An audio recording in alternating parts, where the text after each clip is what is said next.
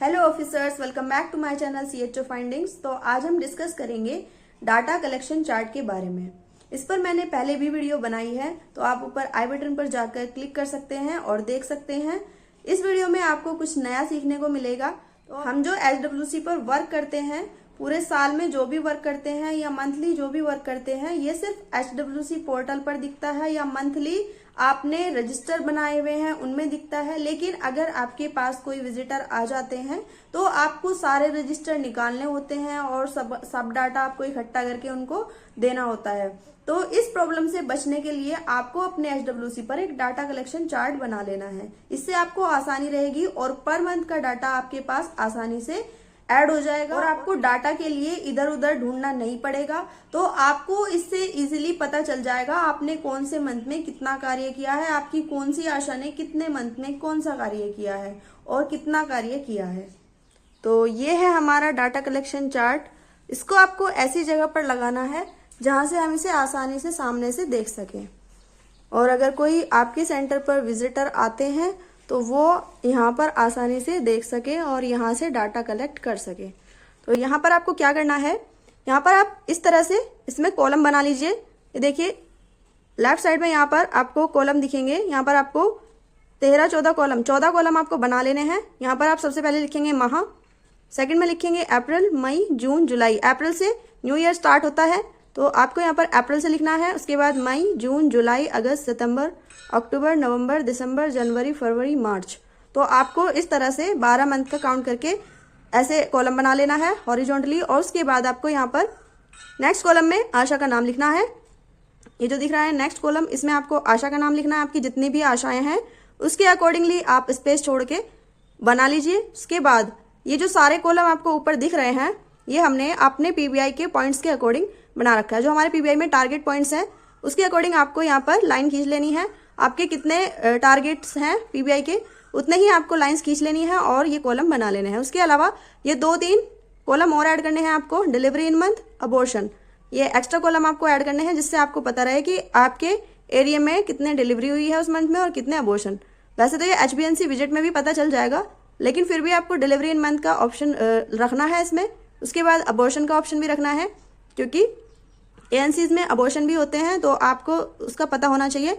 अब इसको हम पास से देख लेते हैं। देखिए ये सबसे पहला जो कॉलम है आशा का नाम, इस तरह से आपको अपने सभी आशाओं के नाम लिखने हैं। उसके बाद न्यू ANC का एक कॉलम बनाना है। न्यू ANC का कॉलम इसलिए बनाना है कि आपको पता रहेगा इस मंथ कितनी ANC रजिस्टर्ड हुई है, वो इसमें आपको लिखना है। जैसे 2 ANC को न्यूली जो रजिस्टर्ड हैं, 2 ANC को टीके लगे हैं मेन का आशा के, तो आप यहाँ पर 2 लिखेंगे। रीटा आशा के कितनी ANC को न्यू ANC को टीके लगे हैं वो आप यहाँ पे लिखेंगे। मतलब जो इस मंथ में रजिस्टर्ड हुई है वो ANC आपको इसमें लिखनी है। नेक्स्ट कॉलम है, फिर यहाँ पर इन सभी आशाओं का जोड़ के यहाँ पर आप टोटल करके लिख देंगे। Next total ANC। Total ANC का मीन्स है जैसे मेन का आशा की पहले से जो ANC चल रही हैं, मतलब जिनकी अभी डिलीवरी नहीं हुई है, चाहे वो 5 मंथ की ANC हो या 6 मंथ की हो, 7 मंथ की हो या 9 मंथ की, जिनकी अभी डिलीवरी नहीं हुई है, और मार्च, फरवरी, जनवरी, दिसंबर, इन सभी मंथ की जो भी ANC है टोटल करके एक आशा की यहाँ पर लिखनी है। जैसे मेन का आशा की 10 ANC मार्च में चल रही थी, उसमें ये 2 और ऐड हो जाएंगी तो ये 12 हो जाएंगी। तो यहाँ पर आपको टोटल ANC लिखनी है 10 + 2 12, तो ये टोटल ANC आपकी 12 हो जाएंगी। नेक्स्ट पॉइंट है डिलीवरी इन मंथ।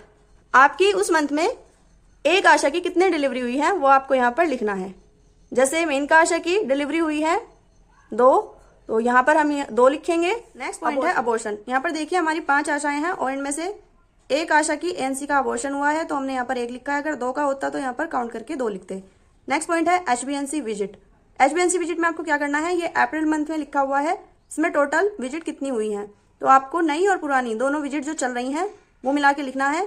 जैसे अप्रैल मंथ में 3 बच्चे पैदा हुए हैं और 2 विजिट मार्च मंथ की चल रही हैं, तो इन दोनों को मिला के यहाँ पर हमें टोटल काउंट करके लिखना है। एक आशा की हमारी 5 विजिट चल रही हैं, दूसरी आशा की हमारी 2 विजिट चल रही हैं, और ये सभी आशाओं का काउंट करके यहाँ पर हमें टोटल लिखना है। जैसे 5 और 2 7 हो गए, तो हमारी टोटल अप्रैल मंथ में 7 विजिट थी। नेक्स्ट है इम्यूनाइजेशन। इम्यूनाइजेशन में आपको क्या करना है, यहाँ पर सभी आशाओं का इम्यूनाइजेशन लिखना है। कितने टीके लगे, यहाँ पर आप ड्यू लिस्ट लिखेंगे। जैसे ड्यू लिस्ट थी 11 की और टीके लगे 7, तो यहाँ पर कितना शेष बचा, तो आपको ये टीके काउंट करके लिखने हैं टोटल।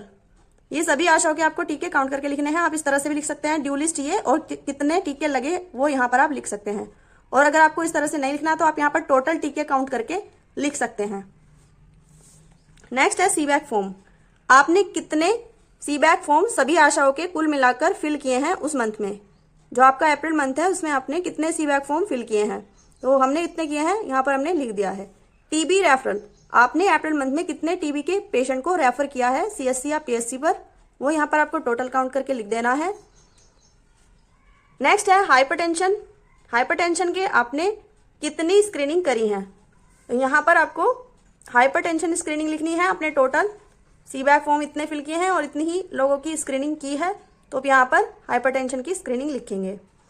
और ये जो लिखे हुए हैं मेल और फीमेल, इतने लोग हमने रेफर किए हैं हाइपरटेंशन के लिए और न्यूली पेशेंट डायग्नोज किए हैं अप्रैल मंथ में। यहाँ पर आपको डायबिटीज की स्क्रीनिंग लिखनी है। यहाँ पर टोटल स्क्रीनिंग तो ये है, और जितने आपने ऑन ट्रीटमेंट चलाए हैं मतलब रेफर किए हैं सीएससी या पीएससी पर, वो सब यहाँ पर आपको लिखने हैं मेल फीमेल करके। नेक्स्ट है टोटल ओपीडी। आपने जितनी टोटल ओपीडी की है, जो आपने डेली रिपोर्टिंग चढ़ाते हैं HWC पोर्टल पर, उस पर आपको काउंट करके मिल जाएंगी। और आपने ओपीडी रजिस्टर में कितनी ओपीडी करी है वो सब यहाँ पर टोटल काउंट करके आपको लिखनी है। टेली कंसल्टेशन, आपने अप्रैल मंथ में कितनी टेली कंसल्टेशन की है वो यहाँ पर टोटल लिखनी है। नेक्स्ट है वेलनेस एक्टिविटी। अब ये एनुअल और मंथली 2 होती हैं। आपने एनुअल कैलेंडर के हिसाब से कितनी एक्टिविटी की है वो आपको यहाँ पर लिखना है। और यहाँ पर मंथली एक्टिविटी आपको कितनी करनी है, कम से कम 10 करनी होती है, तो आपको उसके अकॉर्डिंग मंथली एक्टिविटी करनी है और यहाँ पर लिखना है। नेक्स्ट है VHSND। यहाँ पर आपका जो RI सेशन होते हैं, कितने RI सेशन होते हैं और आपने कितनों पर सुपरविजन किया है वो आपको यहाँ पर लिखना है। कभी कभी ये सेशन 6 भी हो जाएंगे और कभी कभी 5 रह जाएंगे, कभी 4 रह जाएंगे। आपकी जितनी आशा है और जितने VHND सेशन हेल्ड होते हैं उसके अकॉर्डिंग आपको ये लिखना है, लेकिन ये आपका 100% होना चाहिए या 80% तो होना ही चाहिए। VHSNC, यहाँ पर आपने VHNC मीटिंग कितनी हेल्ड करी है उस मंथ में आपको यहाँ पर लिखना है। जैस मीटिंग, जो आपकी जन आरोग्य समिति की मीटिंग होती है वो आपने कितनी हेल्ड करी है। जन आरोग्य समिति की बैठक सिर्फ 1 होती है, और अगर आपने वो की है तो यहाँ पर लिखेंगे, नहीं तो आप यहाँ पर 0 लिखेंगे। नेक्स्ट है HWC रिपोर्टिंग, मंथली और डेली। आपकी जो HWC रिपोर्टिंग है वो आपने की है या नहीं की है, और की है तो कौन सी तारीख में की है वो आप यहाँ पर लिखेंगे। नेक्स्ट है डेली रिपोर्टिंग। डेली रिपोर्टिंग आपने कितने डेज की है, मतलब आपका जो अप्रैल मंथ था उसमें से आप अपनी सभी GH निकाल लीजिए, संडे निकाल दीजिए, और जो आपकी CL है, जो आपने CL ली है वो निकाल दीजिए। उसके बाद काउंट करके आपने कितने वर्किंग डेज में काम किया है HWC पर वो आप यहाँ पर लिखेंगे काउंट करके। नेक्स्ट है रेफरल फॉलोअप। यहाँ पर आपको केस सेंड, यहाँ पर केस सेंड का मतलब है आपने कितने केस रेफर किए हैं CSC पर, और केस रिसीव का मतलब है आपके पास जो आपने रेफरल किए थे CSC पर वापस लौट के कितने आए हैं फॉलोअप के लिए। तो आपको यहाँ पर क्या लिखना है केस सेंड में, इसमें बहुत कंफ्यूजन रहता है। अब यहाँ पर देखिए, जैसे ये मेल और फीमेल के आपने हाइपरटेंशन के 5 पेशेंट रेफर किए और डायबिटीज के भी 5 पेशेंट रेफर किए, तो इनको टोटल काउंट करके आप 10 लिखेंगे। और उसके बाद टीबी रेफरल के आपके जितने पेशेंट हैं उसको भी इसमें ऐड कर लीजिए, ये 17 हो गए। और 1-2 पेशेंट ऐसे होते हैं जो अदर डिजीज के होते हैं और जिनको आपने रेफर किया है CSC या PSC पर, उनको भी आप इसमें ऐड करके लिख दीजिए। आपका जो रेफरल रजिस्टर है आप उसमें से ये केस काउंट करेंगे और यहाँ पर लिख देंगे। नेक्स्ट है केस रिसीव्ड। केस रिसीव्ड, इनमें से आपने जितने भी CSC पर रेफर किए हैं वहां से वापस लौट के कितने आपके पास आए फॉलोअप के लिए वो आपको यहाँ पर लिखना है। इसमें से 2-4 लोग कम ही आते हैं तो आपको यहाँ पर लिखना है। तो ये था हमारा डाटा कलेक्शन चार्ट। इससे आपको बहुत ज़्यादा इजी हो जाएगा। अगर आपके पास कोई विजिटर आते हैं तो आप उन्हें आसानी से बता सकते हैं कि इस मंथ में आपने क्या क्या काम किया है और कितना किया है। आपको कोई भी रजिस्टर देखने की जरूरत नहीं है, आप इसमें से देखकर आसानी से बता सकते हैं। इस तरह का डाटा कलेक्शन चार्ट आपके HWC पर होना चाहिए, जिससे आपको आसानी रहेगी अपना PBI फिल करने में भी। और अगर आपके पास कोई विजिटर आते हैं तो आपको डाटा इधर उधर ढूंढना नहीं पड़ेगा और ना ही आपको रजिस्टर देखने पड़ेंगे। आप यहाँ से आसानी से अपना डाटा दिखा सकते हैं और PBI तो बहुत आसानी से फिल कर सकते हैं। अगर आपको जानकारी अच्छी लगी हो तो प्लीज़ वीडियो को लाइक करें, चैनल को सब्सक्राइब करें और बेल आइकन को जरूर प्रेस कर दें ताकि न्यू वीडियो की नोटिफिकेशन आपको सबसे पहले मिल सके। Thank you.